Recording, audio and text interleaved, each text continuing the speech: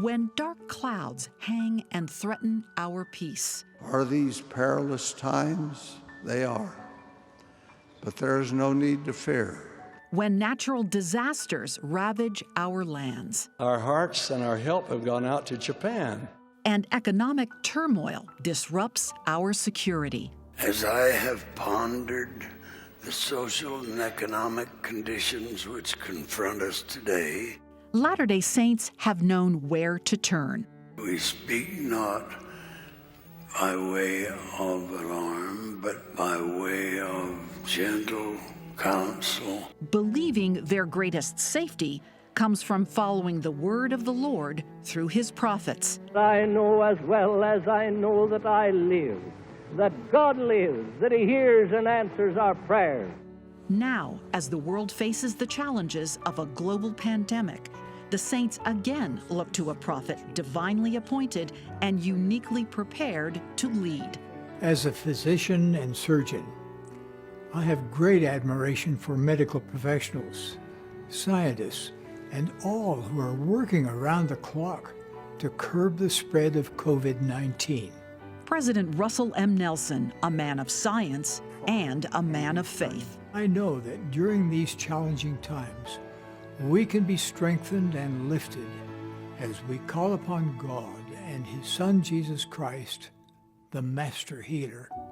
From fear and overwhelming loss to renewed faith and finding different ways to worship, President Nelson has guided Latter-day Saints throughout the world with his gentle counsel. Now, my dear brothers and sisters, it takes both faith and courage to let God prevail. Join us as we examine the pandemic through the lens of a people guided by a prophet. As people around the world struggle to make sense of COVID-19 and the pandemic, life as we knew it vanished in an instant. Schools, businesses, and churches closed. Everything familiar changed, and we faced lives that every day brought the unfamiliar. Fear accompanied loss. But church leaders and members who looked for daily counsel found an informed, fearless leader in President Nelson. President Nelson is a remarkable leader, as we know, is visionary. I would add that because of his medical professional background, for us, especially in the presiding bishopric and taking care of humanitarian efforts of the church, we were especially blessed because he has such an incredible understanding of the pandemic. In January 2020, President Nelson reached out to China and began sending protective gear. When you talk to him about personal protective equipment, he understands that. And he also has an incredible knowledge of the world, the variety of cultures, the countries, geographies, people, languages. And so he was especially suited and prepared, I would say, for this time in which we are. Under President Nelson's direction, church leaders carried off the unprecedented actions of suspending meetings, directing the return of thousands of missionaries to their home countries, and closing temples. How difficult was it to make the decision to close the temples? That was painful. It was racked with worry. I found myself asking, what would I say to the prophet Joseph Smith and the other presidents on up to President Thomas S. Monson? I'm going to meet him soon. To close the temples would deny all for which all those brethren gave everything. But we really had no other alternative. The temples closed, but temple construction went forward. In 2020, 21 temples, ground was broken all over the world. When the saints left Nauvoo in 1846 in February, they were eager to receive the blessings. Many of those people only went one time. I'm not sure we ever think about that. So a part of the question is, no, we can't be in the temple, but is the temple in us? Are the ordinances and the covenants in us? On December 2nd, 2020, church leaders and members participated in a groundbreaking for a new temple in Bengaluru, India. During his global ministry in 2018, President Nelson chose a site for that temple. And that is when we met Raja and Ursula Ganapati, who are now overjoyed to see prophecy fulfilled. We feel very fortunate to live in this city where the temple of the Lord is built out to be a monument of Latter-day Saints. It will be a great privilege to participate in the sacred ordinance of the temple when that beautiful building stands out supreme in our city. And there won't be any greater blessings than that. We made a great deal of sacrifice to make it to the temple to get married and sealed. We had to travel all the way to Hong Kong to attend the nearest temple to receive the sacred ordinances of the gospel. We are greatly blessed by President Nelson's invitation to be faithful in keeping the temple covenants as we strive to live the gospel of Jesus Christ in every moment of our lives. Throughout the pandemic, messages from President Nelson came consistently, directly, powerfully to the world, and more importantly, to each man, woman, and child. I invite you to think deeply and often about this key question. How do you hear him? Kate Rose Lee of Bountiful, Utah, turned to God in a moment of great anguish. All these feelings and just cried and cried and cried. And I remember saying, Heavenly Father, are you there?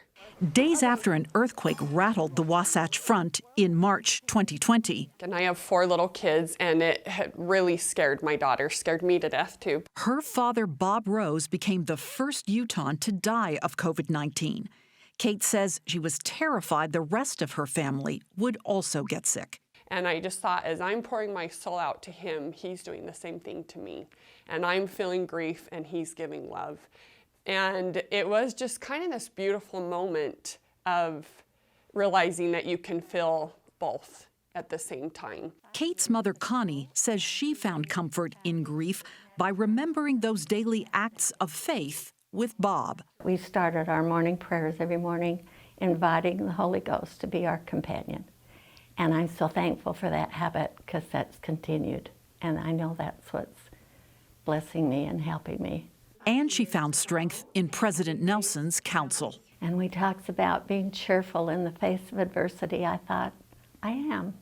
I can be. There's so much good that's happened this year. And our family is closer than it's ever been.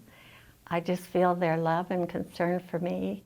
Bob and Connie Rose served 5 missions before he died. This is a family that believes in serving. Still, they were overwhelmed by the many ways people served them, knowing that some of them were suffering through their own tragedies and hardships. But if we could just be level and realize the pandemic never stops for people. There's always a pandemic for somebody in this world, and there's always a need. I hope I am always the person that puts myself second and puts someone else first. Still to come, from China to Ghana, Latter-day Saints throughout the world share how guidance from the prophet helped them. Buenas tardes, nosotros somos la familia de los Santos Rodríguez. Tenemos un hijo, tiene 18 años. Esa ha sido una parte que nos ha afectado bastante, no poder reunirnos en la iglesia junto a nuestros hermanos. Así que hemos tenido la bendición de nuestros hogares tener nuestra sacramental y adorar a nuestro Padre Celestial. También nos ha bendecido porque hemos podido seguir los consejos de nuestros líderes de prepararnos y ser autosuficientes, tanto espiritual como temporalmente. I invite you to join with me in a worldwide fast for all whose health permits, to pray for relief from the physical, emotional, and economic effects of this global pandemic. On March 26, 2020, President Nelson asked for all people to join him. This was only the 4th time a leader of the Church of Jesus Christ of Latter-day Saints called for a worldwide fast. Twice in 1985, President Spencer W. Kimball called for people to fast for those suffering from widespread famine in Ethiopia. Then in 2005, President Gordon B. Hinckley asked people of the world to fast for tsunami victims in Southeast Asia. President Nelson's plea in March of 2020 was broadcast by several different media companies all over the United States. Let us unite our faith to plead for physical, spiritual, and other healing throughout the entire world. Latter-day Saints appreciated President Nelson's messages, including the Shumway family living in Tianjin, China. I was very touched by President Nelson's recent message to the world, where he offered a prayer to people of all races, all creeds, all faiths, wherever they may be, seeking peace, seeking understanding. Dr. Joseph Shumway is the chief medical officer for one of Tianjin's largest hospitals. In China, we've lived through a really unusual time with COVID. Last year, the streets were deserted. His wife, Marianne, teaches music and art classes with their son, Elias, who is autistic. She says the long separation from the rest of her children living all over the world has been difficult. We can serve one another in unexpected, unprecedented ways. I've been able to help people here in China, and other people are compensating and filling in my gaps and my absence when I'm gone for my own children. And I know that God is working in different people's lives at this time to help us all take care of each other. I'm grateful to President Nelson for his urging for us to hear him in our lives, to understand how the Lord speaks to us individually. What President Nelson has asked us to do is by reading the Book of Mormon each day and doing Come Follow Me with my family on Zoom and at home.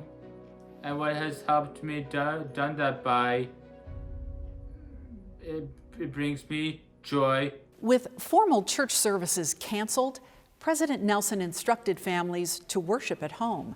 For many members, it became a spiritual lifeline. My name is Katie Boardman. My husband Casey and I are parents of 6 kids living in Lebanon, New Hampshire. This past year has definitely had its struggles. Like many of you, it's been really hard to have school-aged kids in a pandemic.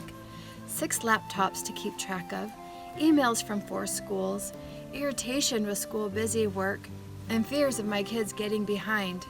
Feeling completely overwhelmed, I was so grateful our prophet, President Nelson, asked us to do Come Follow Me, and that was it. I rejoiced in the simplicity of our Sundays. We prayerfully considered what our kids needed and then taught them. I love Come Follow Me.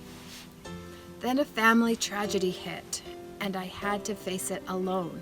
Casey was in New Mexico assisting in the COVID-19 response within the Navajo Nation. I didn't have a single family member within 2,000 miles, and I couldn't meet with my ward family. Trapped in a house with noise and chaos, I often found myself struggling to find calm to quiet my mind. Longing for peace, I went in the mountains praying, crying, and even yelling at Heavenly Father. I received great comfort in the words of Elder Holland because he was right. I do want my personal Red Sea parted. But as he said, faith means trusting God in good times and bad, even if that includes some suffering until we see His arm revealed in our behalf. My pain is hard and real, but I know we all must suffer sometimes. And in time, as I wait upon the Lord, blessings and relief will come. I've learned that these emotions of fear, isolation, and danger are best handled by immersing oneself in the care of other people. The COVID-19 pandemic became the largest humanitarian project ever for the Church of Jesus Christ of Latter-day Saints. It seems like it's unleashing this great compassionate heart that people have. Would you say, Bishop Causet, that during this pandemic there have been miracles? There have been many miracles. Last year, the financial contributions to fast offerings and to the humanitarian fund of the church reached an all-time high. 2020 was a record year.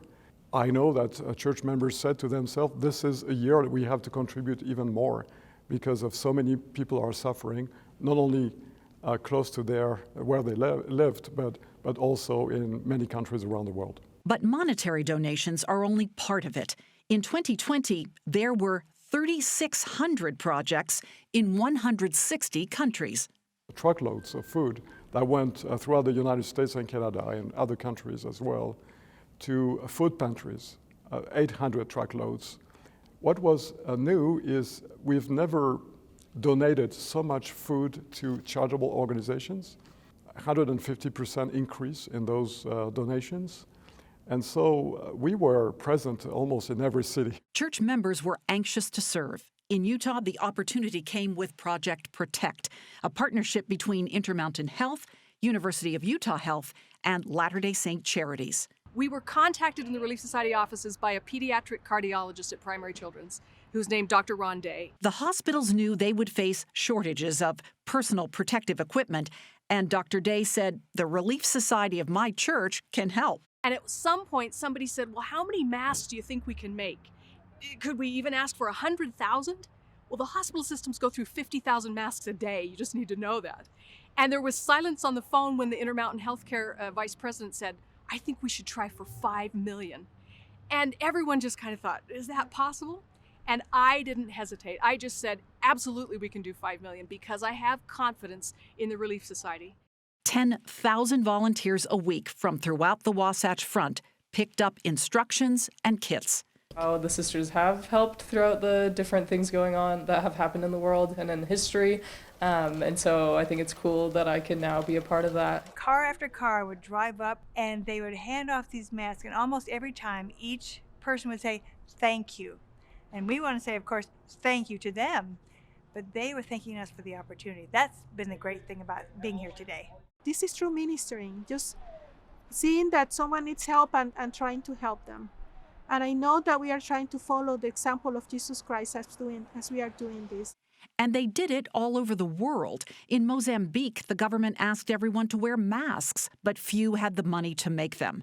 Members of a Latter-day Saint stake stepped up to help traders in a market. Because in those places, you know, they need the food, and people are still working in the markets. They're selling their products, but they didn't have any protection. Each family that wanted to help committed to make 100 masks. What is interesting about this story is they don't have sewing machines. So they made 100 masks per family by hand, sewing them by hand.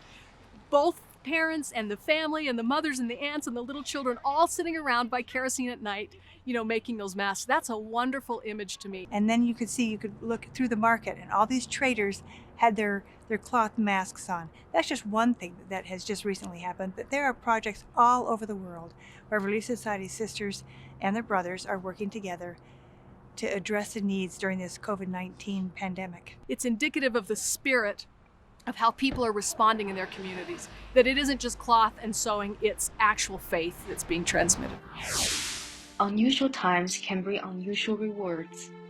This is a statement given by our dear prophet, President Russell M. Nelson, in the last October General Conference. It also summarized my experience during the pandemic.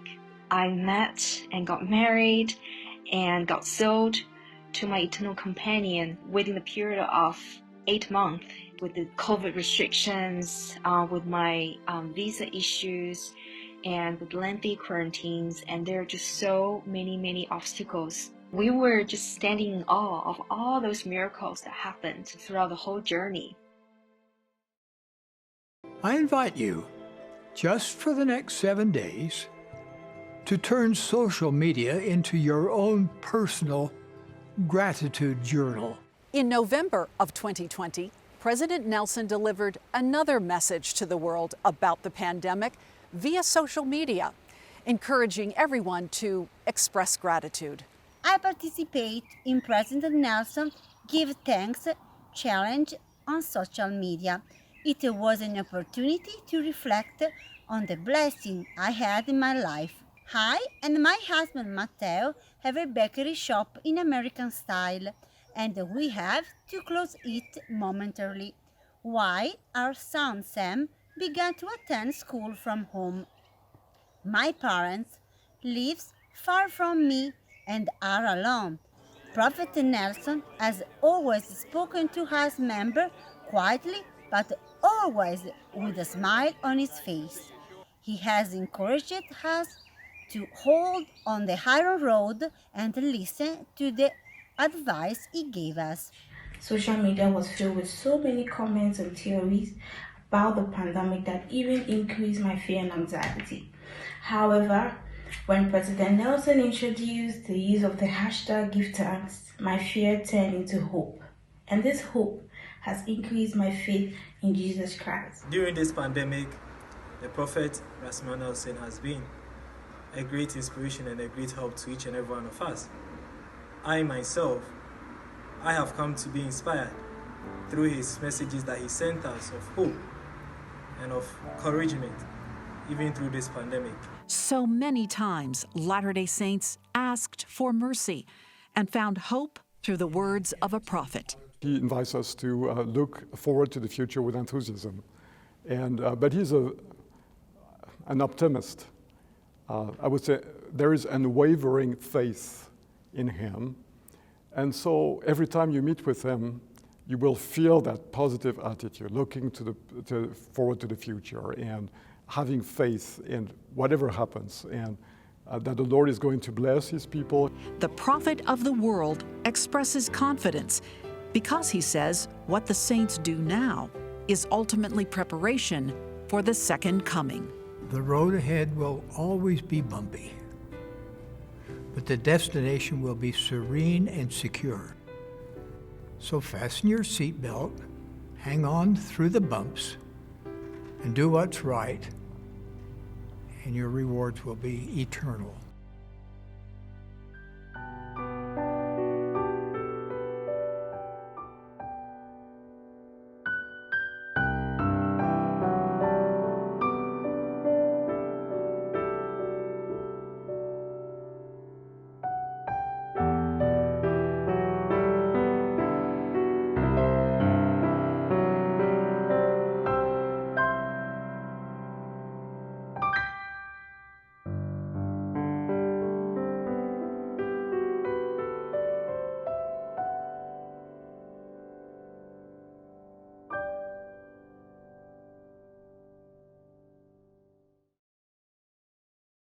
To watch this program and many other inspiring KSL documentaries, download the free KSL TV app now from your preferred app store for all your favorite devices.